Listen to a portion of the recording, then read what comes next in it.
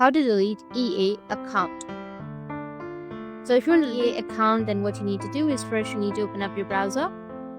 On your browser, you need to go with EA support. After that, you need to go with how to delete an EA account, which is right here.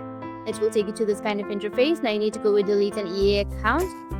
And here, as you can see, that it says that you'll have to talk to one of our advisors to delete your EA account. You can't delete your account on your own. So you can just simply scroll down, go with if you play our mobile games on an iOS or an Android device, then you need to click on this one, close your mobile game account or make a request to delete your data. Click on it and then scroll down.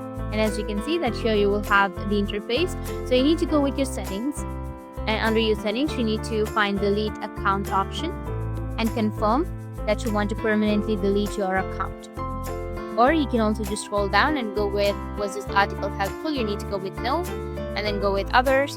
And here under the feedback, you need to type, I want to delete my EA account, and this is my email and username. You need to provide your email and username and then say that I want to delete my EA account and send.